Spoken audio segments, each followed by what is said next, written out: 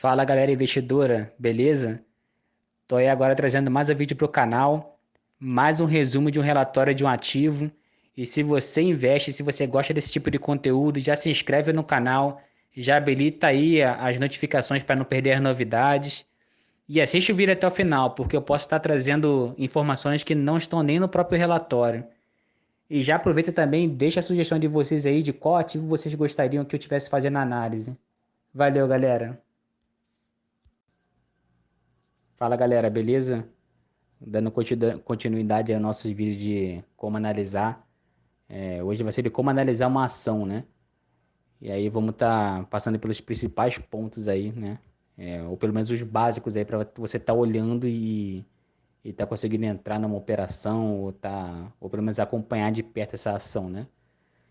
E aí começando pela parte dos sites, como eu também fiz nos outros vídeos de análise, o Investidor 10, o Fund Explorer e o Status Invest, é óbvio que tem outros, né? Mas esses três aí já tem informações bem completas sobre ações, né? E aí abaixo em amarelo eu coloquei o Fundamentos, né? E o que que seria esse site de Fundamentos aí? Além de ele ter as mesmas informações que tem nos três de cima que eu coloquei, ele tem uma abinha lá, uma partezinha lá que ele dá explicação bem específica sobre a base acionária das ações, né? Lá você consegue ver como é que tá a base acionária, quem são os acionistas e tudo mais. Isso é importante e é legal ver também. Então, eu botei ele aqui separado, porque eu acho que nesses outros aí, não tem, quando não tem na mesma riqueza de detalhes que no Fundamentos. Bom, então, bora seguir aí. Bora lá. Começando por esses três aqui. É, São três parâmetros que estão bem ligados, né?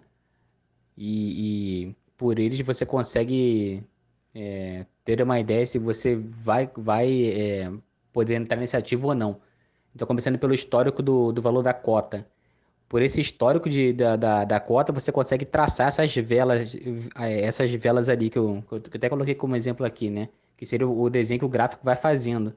E aí você consegue traçar suporte, traçar resistência por esse histórico, né? E ter uma noção, óbvio que nada é exato, mas você ter uma noção se o preço tende a subir ou tende a cair, etc, né? É óbvio que juntando todo o cenário externo de economia, notícia que sai sobre a empresa, aí você já vai ter uma noção de para onde esse ativo vai estar caminhando. A valorização. Muitas vezes você só pelo histórico da cota, você não consegue chegar à conclusão se você vai entrar em algo ou não, né?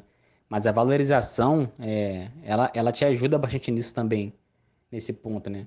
Porque você junta essa informação do valor de cota, e aí você consegue comparar, se você conseguir achar algum site, geralmente tem, você consegue comparar o valor da cota com o nível de valorização que o ativo está no momento, né?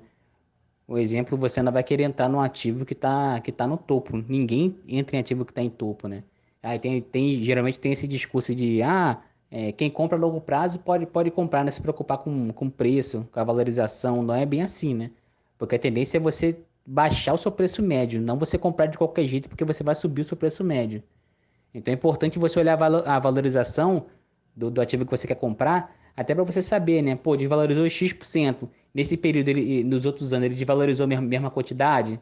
Ah, então é normal? Não, então ele tende a subir? Opa, então vou estar entrando num período bom. Aí você junta isso com outras informações e faz a sua compra no ativo. Então tem que olhar a valorização dele também. E aí, não menos importante desses três aí, é o P sobre VP, o famoso P sobre VP, né? É, O preço do VP principalmente está muito ligado com o primeiro parâmetro ali que eu passei, que é o histórico do valor da cota, né? Porque você junta a informação aí do valor patrimonial com o preço que ele está atual, aí você tem um P sobre VP. O ideal é ter um P sobre VP no valor justo, né? Que é o 1. Então tem que sempre ficar de olho, né? A ação que eu tô querendo comprar tá muito, o preço do BP tá muito esticado, tá muito acima de um, tá 2, tá 3, né? Ou tá muito abaixo. E aí pros dois lados você tem pontos para observar, né? Tá muito acima, beleza. Mas é uma empresa braba, uma empresa que gera bastante lucro, uma empresa forte. De repente esse preço do VP que tá acima de um não tá tão injusto assim para você comprar, né? E o contrário também é verdadeiro. O preço do BP tá baixíssimo. Será que não aconteceu alguma coisa com a empresa? Aí tu começa a procurar notícias, começa a olhar os gráficos, informações, para ver se esse valor descontado, né? Aconteceu alguma coisa que tu não tá sabendo, né? Então, olhar o preço do VP. Rapidão, galera. Não esquece de se inscrever no canal e acionar a notificação. Valeu! O payout aí não tem muito mistério, né? O payout é quanto do lucro que a empresa está tendo, ela distribui para o acionista dela. Então, o ideal é que ele chegue a mais de 80%, né? Esse seria o bom. 80, 90, 100%. Esse é o caso. Se tiver menos e você tiver interesse na empresa, aí tu tem que investigar. Por que que ela não está botando o lucro que ela está tendo todo para os acionistas? Ela está investindo em alguma coisa? Ela está pagando alguma coisa? Aí fica pela sua análise. Mas olhar o payout. O dividend yield aí é algo para ser observado também. E aí vai depender muito da estratégia de cada investidor. Vai ter empresa que é muito boa, mas tem um yield baixo. Aí vai ter gente que não vai querer investir. Mas geralmente a empresa que tem um yield baixo é porque ela pega esse valor que ela distribuiria e reinveste nela mesma. E aí valoriza a cota, né? Valoriza cada ação. Então é mais de estratégia do investidor, né? Já tem gente que já tem investidor que não tá tão preocupado com a cota valorizar, a cada pedaço de ação valorizar, mas quer a farpelinha batendo aí trimestral, o de 2 em 2 meses, seja lá como a empresa paga o yield, né? Paga o dividendo, o juro sobre capital, qualquer coisa que ela venha pagar, né? Então depende da estratégia do investidor, mas yield bom é de 6, 7, 6 a 7%, né, para cima. Se isso não acontecer, se tiver menor do que isso, ela pode investir nela mesma. Aí você faz a sua análise e vê se vale a pena. A rentabilidade também não tem muito mistério. É, Você vai procurar saber quanto essa empresa é rentável, né? A empresa que você quer entrar, quanto que ela é rentável. E aí é bom você pegar a valorização dela, o que ela distribui durante o ano, e no caso o que seria a rentabilidade, né?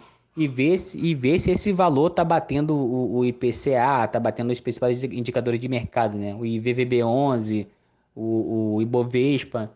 Então, assim, o ideal é que bata esses caras ou tu esteja tocando nesses caras, né? No caso, se estiverem para cima. Então, fica de olho na rentabilidade. Tá aí outros dois indicadores interessantes para estar olhando, o ROI e o ROIC, né? Ambos falam sobre o retorno do investimento que você faz, né? Só que o ROIC é mais sobre o capital total investido na empresa e o ROI é mais sobre o patrimônio líquido, né? Mas ambos falam sobre esse retorno do que se investe. O ideal é que ambos, né, estejam na faixa de 15% a 20% para ser considerado interessante, né? Então, antes de comprar a ação, dá uma olhadinha nisso. Um outro indicador interessante para você estar olhando e que por meio dele você consegue fazer projeção até para frente, para ter uma ideia se a empresa vai crescer no mesmo patamar ou não, por exemplo, esses indicadores Keiger, né? Que seria o crescimento anual composto. E o ideal é que esses caras estejam acima de 20%, né? Para estar considerado legal. E aí tem queiga de receita, queiga de lucro. Enfim, alguns sites vão dar informação completa, outros menos, né? Mas se você achar esses indicadores de Keigers aí em ação, que eles estejam acima de 20 e 25%, né? E aí, dívida total do ativo que você quer comprar já é mais do que intuitivo, né? Você precisa comparar essa dívida total com o patrimônio da empresa, né? Quanto de porcentagem ela representa do patrimônio da empresa. Se ela tiver mais de 30, 40, 50% já é um tanto perigoso, né? Aí tu tem que considerar, aí tu tem que fazer um estudo um pouco mais a fundo. Por que ela tá devendo isso tudo, né? Ela tá deixando de pagar alguma coisa? Ou essa dívida é dívida de investimento de alguma coisa, entendeu? Aí tu tem que fazer uma análise maior sobre a dívida. Mas é isso, né? E empresas terem dívidas é saudável até certo ponto. Então você precisa estudar por que está tendo essa dívida, né? Empresa muito alavancada, trabalhar muito alavancada também, dependendo do negócio dela, não é jogo. Então faz um estudo aí sobre a dívida e vê se vale a pena entrar no ativo. Tem aí o indicador Free Float, né? Ele fala muito sobre as ações que estão circulantes no mercado para comprar ainda. O interessante é que quanto maior for o Free Float, meio que mais transparente é a empresa, né? Porque imagina aí um Free Float sei lá, 10% só. Entendeu? Onde está todas as outras ações? Aí você precisa fazer um estudo sobre a base acionária da empresa que você quer comprar, para ver se tá todas as ações tá na mão de uma empresa só, entendeu? Se está diluídas as ações entre várias empresas, entre vários acionistas no caso. Porque isso é interessante, né? Porque imagina um cara só, uma empresa só tendo o poder de decisão, por ele ser o maior acionista. O ideal é que sempre esteja diluído, né? As ações entre as empresas. Então fica sempre de olho aí no free float aí. Um outro indicador interessante para você estar olhando antes de você comprar a ação de uma empresa é qual é a porcentagem do tag along, né? Porque o ideal seria 100%, né? É um indicador mais de proteção para o acionista minoritário, né? Ele ajuda no caso de venda, se a empresa, no caso, for vendida, esse acionista minoritário ele recebe 100% do valor por ação. Então é bom ter essa segurança, né? Então fica de olho. E por último, para estar observando aí uma combinação de fatores que te ajuda a ter uma ideia de como é essa empresa, né? Eu botei ali resiliência, patrimônio versus receita versus lucro líquido, né? Por quê? Porque se o patrimônio da empresa cresce, é natural que a receita dela acompanhe isso, né? O patrimônio cresceu, vai ter que gerar mais lucro, vai ter que gerar mais receita. E aí também é natural que o lucro líquido acompanhe esses dois indicadores, tem que subir com esses outros dois pontos, né? Porque se o patrimônio sobe e a receita líquida sobe, e o lucro líquido não, então deve estar endividado. Tem algum problema, aí já é algo para você ficar esperto, né? Isso diz muito sobre a resiliência da empresa. Quando você olha para essa relação aqui, você tem a ideia de se a empresa é resiliente, né? Aí você pode comparar com o período de pandemia, com o período mais complicado que essa empresa teve, ou que esse segmento dessa empresa teve. Mas sempre compara isso, olha o patrimônio e vê a receita que ele gera e vê o lucro líquido. Tem que andar bem próximo, né? Tem que andar ali. Se um sobe, o outro também tem que subir pelo menos um pouco, né? Porque não faz sentido dois subir e o outro não. Então fica esperto com isso aí. Olha pro histórico, faz a sua análise aí, faz essa comparação. E aí as considerações finais. Não menos importante, sempre verifica o DRE nos relatórios trimestrais, né? Vai te ajudar muito a ter uma noção ou a visão quase que completa de como a empresa tá. E aí você pega todos os outros indicadores que foi passado aqui no vídeo e faz a amarração e faz a sua decisão para ver se você vai comprar ou não, né? E aí vê outros pontos, né? O patrimônio cresce, a receita e o lucro acompanham. Qual a perspectiva de crescimento em anos? Aqueles indicadores Kegel que eu falei. A dívida está controlada, está muito alavancada, aí tu tem que estudar a dívida, né? Se ela for muito alta, por que que tá alto, né? É investimento, é dívida por investimento ou dívida por receita operacional ruim, trabalho ruim da empresa, seja lá como for. Aí tem que dar uma investigada. Tem garantia para o pequeno investidor? No caso, o tag along, né? Tem que dar uma olhada nisso. Como é a base acionista? Aí tá se referindo lá ao free float. Dá uma olhada no free float e vê como é que tá lá dividindo. E se você for investir, não esquece de diversificar.